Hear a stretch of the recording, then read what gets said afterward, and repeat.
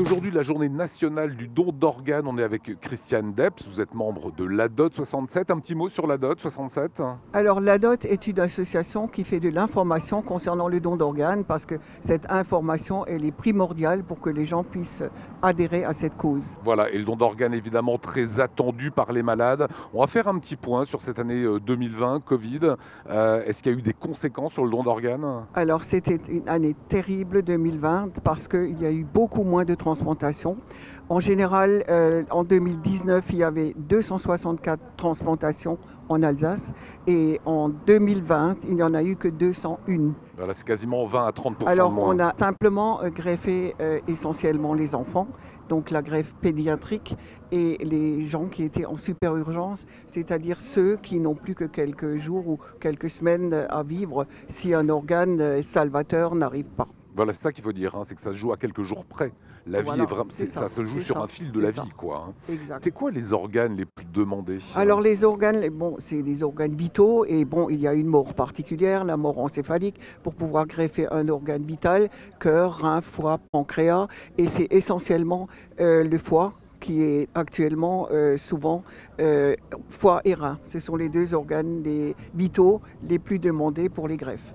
Alors bien sûr, pour le rein, on peut attendre parce qu'il y a la dialyse, donc ça permet aux malades de pouvoir survivre un certain temps. Mais lorsqu'il y a un problème de foie, quelquefois, mais malheureusement, la mort intervient avant que l'organe puisse être greffé. Pourquoi y a-t-il toujours autant de réticence, parfois souvent de la part de la famille, hein?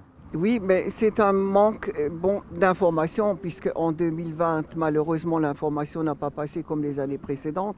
Et ce qui est difficile, c'est que, en général, c'est à la suite d'un accident. Donc c'est une mort brutale. Et si la personne ne s'était pas décidée avant, en disant oui, je suis d'accord pour le don d'organes, ben, la famille, elle est confrontée à ce problème. On va leur poser la question, est-ce que votre proche avait pris une décision, et si la famille ne sait pas, c'est extrêmement difficile. C'est pour ça que ce qui est important, c'est à un moment donné de se renseigner, de s'informer et de pouvoir dire à ses proches, voilà, je suis pour ou je suis contre. Si on est contre, il y a un registre des refus sur lequel on peut s'inscrire. Donc, parce qu'en France, on a la loi du consentement présumé, ça veut dire qui ne dit rien consent.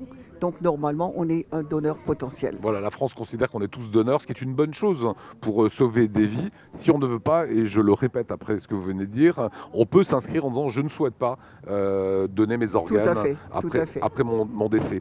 Dans ADOT, il y a le T de ADOT, et le T, c'est les tissus humains. Les tissus humains, alors là, c'est autre chose. Par exemple, la moelle osseuse, alors là, c'est encore pire parce que la compatibilité est de 1 à 1 million. Donc, si vous avez besoin d'une moelle osseuse, vous avez une personne sur 1 million qui peut vous donner sa moelle.